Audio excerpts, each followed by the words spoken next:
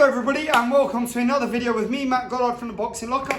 And today I'm going to explain to you why styles make fights, what that means, and how you can utilize different stylistic differences to your own advantage. Now, let's get straight into the nitty gritty of this. I'm going to be waxing lyrical here. I'm just going to be talking on the subject, doing little demos, talking through different styles and their advantages and disadvantages, how to augment the strengths, how to reinforce the weaknesses, and how you can use adaptation to overcome some of those things. Now, hopefully, you guys are going to be able to play along with me here and keep watching, because I really do think this can be one of the most informative and valuable pieces of content that I've ever made across all platforms. So please do watch along. So first and foremost, what do I mean by styles make fights? Styles make fights, what it means is when you compare two different boxers and you see them fight and you get the end result.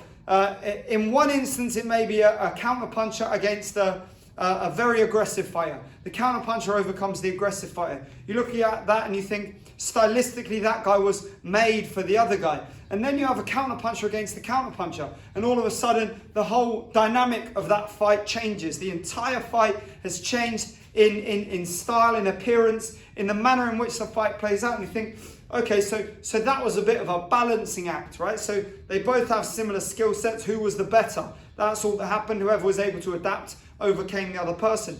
Then you have a fighter who's a real boxer mover, and the counter-puncher comes completely undone. They can't shut them down. They can't land their shots, and they just get outworked and picked apart for 12 rounds. And you think, okay, so that was a bad matchup for that. And then the pressure fighter absolutely hammers the boxer mover, and you go, okay, what was the difference there? Why did that match up in that way? Now, that's not to say those are set in stone as kind of the manner in which styles manifest. It is something far more nuanced than that, but that's just an example of what I'm saying to you. So if you have a group of fighters, for example, we'll go with Leonard, Hagler, Hearns, Duran. Now, you have those four fighters. Duran, significantly lighter, and so always at a physical disadvantage. You have Leonard, who basically is the most balanced of all four fighters. He could do pretty much everything. You have Hearns, very, very powerful boxer mover. You have Hagler, very, very nuanced, talented fighter, pressure fighter,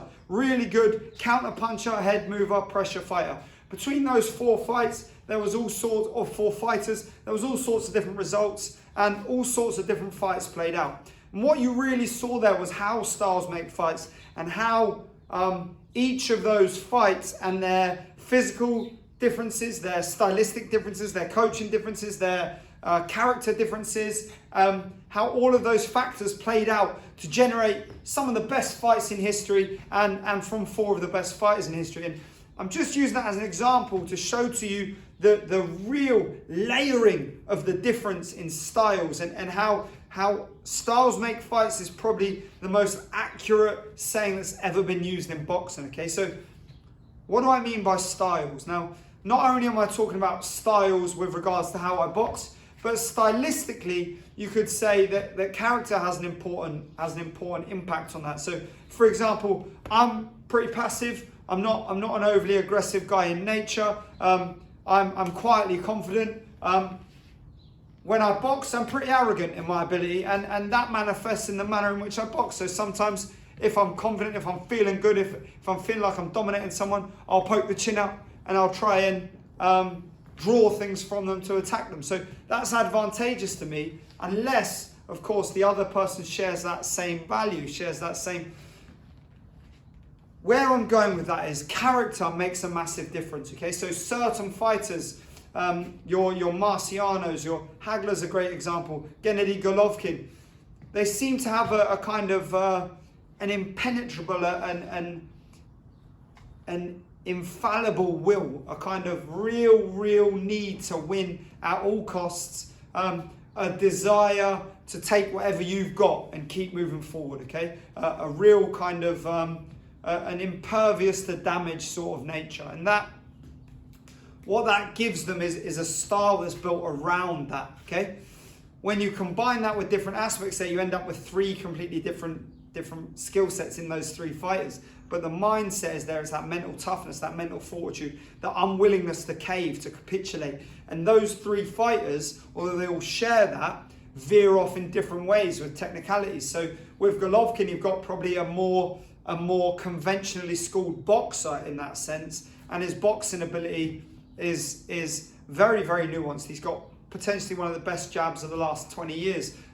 Really, really good footwork that shuts off the ring and closes people down well. With Hagler, you've got a kind of the appearance of a brawler, the appearance of a pure pressure fighter who actually was incredibly nuanced in his boxing ability and knew how to close the ring off and knew how to set people up to land with big punches. With Marciano, you have a guy who, as a naturally smaller man, was able to shut people down with exceptional movement and attack in ways that were almost impossible for his opponents to defend. And those divergences come from the same point, you know, so we all head towards the same area because we have the same character, and then all of a sudden diverge because we have, now this is the important bit, this is where I was kind of segueing into. So we have different factors that impact our style.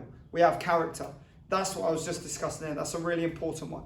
Character defines pretty much everything about the manner in which you'll end up boxing, because your natural character will always find a way to come through. The real core of yourself will always find a way to come through. That's why certain fighters are more inclined to giving up, because their natural character inside isn't that of a coward, it's not that of a quitter, but they're too logical. They see that there's no way for them to win, so they give up. So that their natural logic comes through and they go, okay, this is hurting me too much, there's no need for me to go through this, I'll try again another time.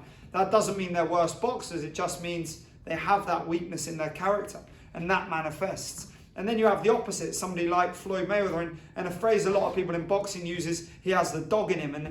And what that means is when things get tough, he steps up. He he doesn't go, okay, what's the way out of this? He goes, okay, let's go then. And that's a really important character trait, and one that not only is advantageous, but can actually take your level beyond an awful lot of fighters. Again, this impacts style, okay? I'm not just talking about things that are important for fighters, I'm talking about what impacts style, okay? Character. Coaching. Now, you can have two fighters from the exact same city who train in two different boxing gyms, two different amateur setups. They will box in entirely different ways, completely different. They can be coached by a Cuban coach, or by a Eastern European coach, or by an English coach, or by an American coach, or a black coach, or a white coach, or a Chinese coach, or a Japanese coach, and all of these factors will have an impact, okay? Because the coaches have formulated their own methodology and they will apply that to the fighter. Then what happens is you have an amalgamation of the fighter's character with the style they have been coached, the manner in which they've been coached, okay? Then what you have is external influence. Now, a certain fighter tying in with their character may be more inclined to react to a good crowd. So say there's a really big crowd, I've got a lot of support behind me, it bigs me up, I get aggressive, I start feeling hyped up, I'm ready to fight. So some people will react better to the crowd. Others prefer hostility. So they're there in an environment where they're not surrounded by their own fans and they thrive off of that hostility. It gives them power, it gives them strength. So they go, okay, these guys all want to see me lose, I'm going to show them they can't beat me. And that's another factor that impacts it. That's another part of the kind of amalgamation of this final product, this different style. Don't worry, I'm going to get into the specifics of style very soon.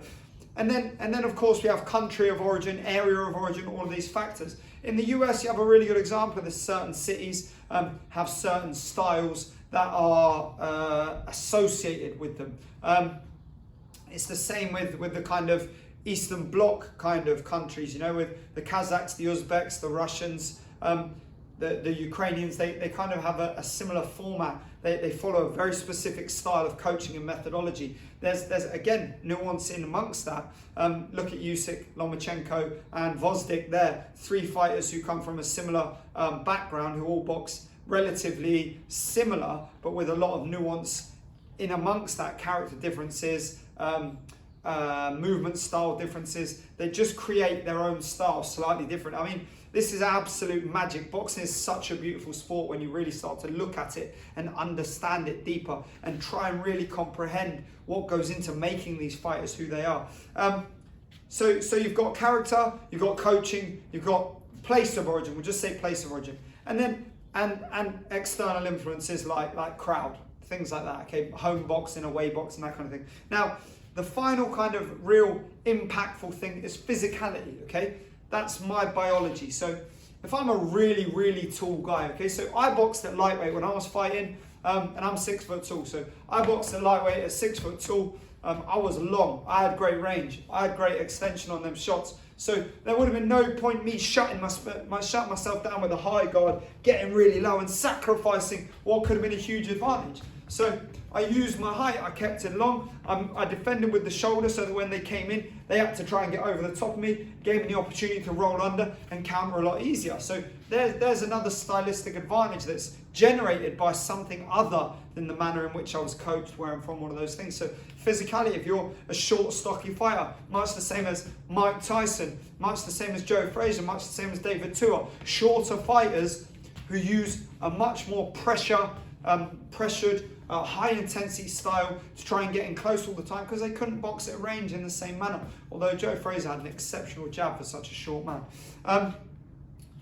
And as such, that physicality meant that they had to adapt their style. They had to overcome the weaknesses of that style and augment the strengths to compound their abilities so they were capable of defeating opposition who, if you looked at two men and you said, there's Joe Frazier, there's George Foreman, 99 times out of 100 people would go, oh, that big guy's going to win all the time. Now, obviously that was the case, but you would say the same for Ali Frazier, you would say the same for Lewis Tyson, you would say the same for all the big guys that Tyson boxed for his first 25 fights. That's obviously there's a lot of difference in this, but what you have to take account of is that physicality does force you into certain adaptations that then affect your style. Okay. With all of that being said, and that was probably like 10 minutes of me absolutely just blathering on, you guys might be lost now. I really hope you're still with me because it's important.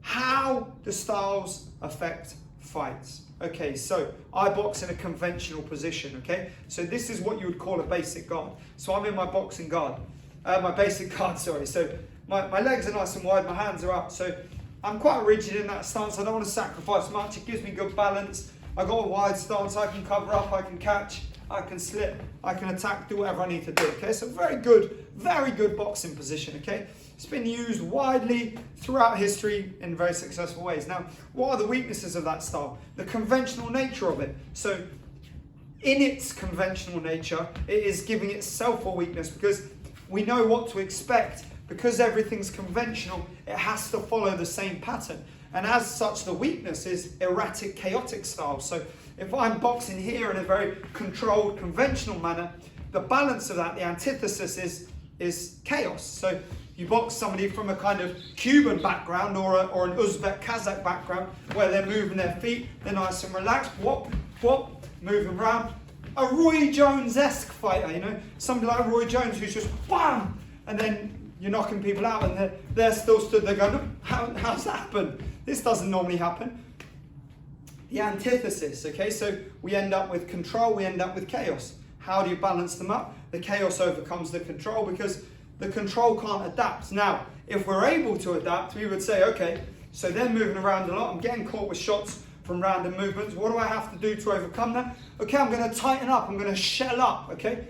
What? All of a sudden, all of those openings that were there aren't there. And I take the power down a few notches, I take the energy down a few notches.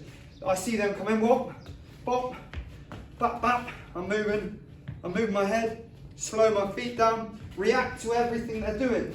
Just react to everything they're doing. All of a sudden, I am the antithesis to their chaos because their chaos has now been reined in. I've taken away the advantages of that, which was in the unpredictability, because now they've got to break down something. They've got to break down a shell. I'm the turtle, I'm the tortoise, they're the hare. They're bouncing around trying to find an opening, create an opening, and there isn't one.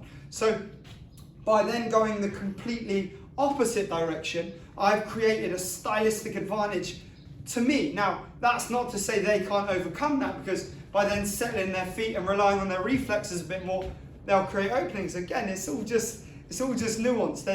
There has to be an adaptability within the pace of a fight. All the greatest fighters in history have been able to adapt. Sugar Ray Leonard against Tommy Hearns. You're blowing it, Ray. You're blowing it, son. You know, it's that. Okay, you need to step it up. You need to do something different. Apply pressure. Bosh. you get him out of there, you win the fight. It's the ability to adapt to a negative circumstance, to a downward spiral, and bring it back up and find a way to become successful and have make that advantageous to you. Floyd Mayweather against Shane Mosley, badly hurt. Didn't get hit with the same punch again in the rest of the fight. Marcos Maidana, fight 1, fight 2. Manny Pacquiao, one Marquez. Marquez, it took him 4 fights, but he got there. And every time he knew what he was doing. He adapted a little bit more each fight until he overcame his what would you call it? His kind of his antithesis, his arch nemesis. The guy that seemed to be his bogeyman, which evidently in the end it was proven untrue. Now, that's an important factor, adaptability. That comes from mindset. With that mindset, immediately your style has changed. So that's another factor along with the others. The ability to adapt and overcome whatever circumstance you're in. If I go out there and my opponent is particularly strong, okay, now we're talking about a physical element, not a boxing element, a physical element. So my opponent is very, very strong, and I'm thinking, geez, this guy's pushing me all over the place. Now, what are the options? Do I stand toe to toe with that guy and try and engage in a war? What would be the point in that? Is that sensible? Probably not. However, is that strength all that guy relies upon? Because if that strength is all that guy relies upon, but he doesn't necessarily have the punch power, he's just very physical and he's moving me about quite easily, maybe there's openings there, maybe there's weaknesses there. So as he's in there trying to push me about and be physical, short counter punches, picking him apart, attacking the body, attacking the head in high volume. Much the same as Joe Calzaghe and Jeff Lacey. Joe Calzaghe, without doubt, went into that fight as the underdog, and he absolutely decimated a guy in Jeff Lacey who was considered one of the pound-for-pound best boxers on the planet, one of the biggest punchers, one of the most dangerous guys, and there wasn't one time in that whole fight when people watched that and thought, oh, Calzaghe looks in trouble. Not once. And Jeff Lacey after the fight looked messed up, and you would never, ever, ever have watched that fight, before watching that fight, have said that would be the outcome. There was nobody in the world other than Joe Calzaghe, his team, his friends, his family, who said Joe Calzaghe is going to decimate this guy. Everybody else that I ever spoke to about it was stunned. Now, I segued onto that a little bit there, but I kind of went a bit too deep into it. But nonetheless, that's the idea, So perhaps it suits me better to sit down and just let them try and move me around, being physical, pick them apart in the same circumstances. Or I would go, okay, I'm going to get on my toes and just jab. I'm just going to jab this guy. There's no way he's shutting me down. I'm going to go Muhammad Ali. And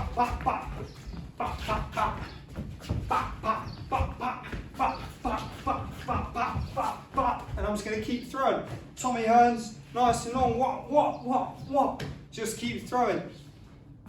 Again, styles make fights, adaptability, all of these factors, character coaching, all of that kind of thing. If you don't have the skill set, it's going to be very difficult for you to adapt and overcome these things. And that's why videos like this, I think, are important, because it gives you a deeper understanding of what is required from you as a boxer, and what capabilities you have to mold yourself to suit the circumstance that you are in. So if I'm boxing a guy, the first thing I think about is, what is he doing wrong?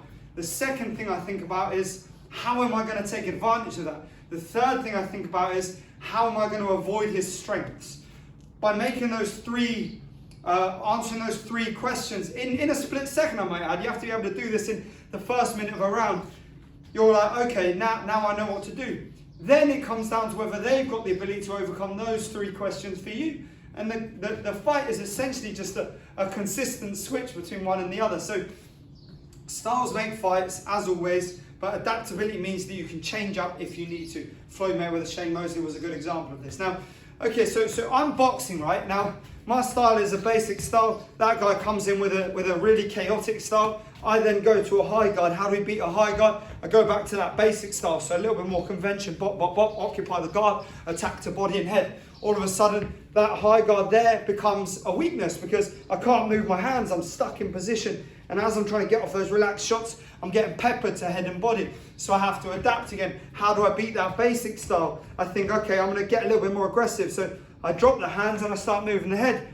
Mike Tyson, a la peekaboo style, I'm shifting around, I'm changing angle a lot. Lomachenko, moving around people again, any kind of style, moving around, getting the angles, keep angling off, keep shutting the ring off, apply pressure.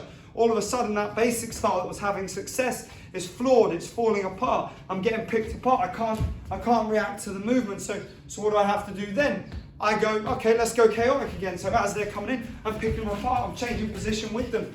And then I'm forcing them to change their pace. So you see how styles just consistently clash, they consistently contradict each other and overcome each other, and the weaknesses and strengths of each make a fight.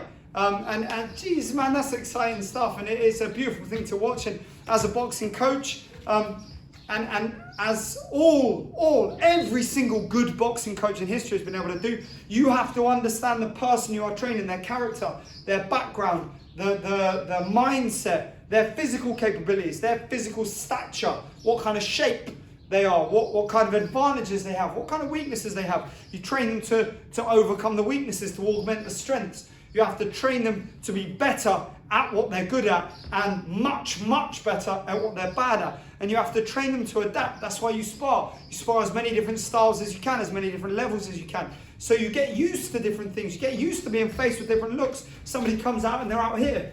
Okay, you see people box like this. Whap, whap, whap, whap, whap, whap, whap, whap, whap. All long, all straight, some sort of Wing Chun type punching. That's a style, it's hard to overcome. If they've got really long arms, how are you going to overcome that? Okay, we start moving our head with the punches. We start moving our feet with the punches.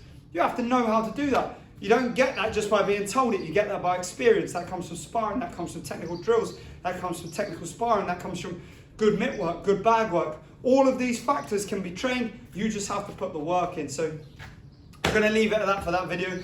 I really, really hope some of you stayed with me there. I imagine that's a really long one, but thank all of you who have stayed to the end. Hopefully you learned something from that. Hopefully I helped you to increase your knowledge of boxing and understand better just how good some of these elite level fighters are, because the beauty of the sport is in all of those things that I discussed. As always, if you have any questions, let me know in the comments below. Don't forget to like, subscribe, please share far and wide, and once again, thank you all very much.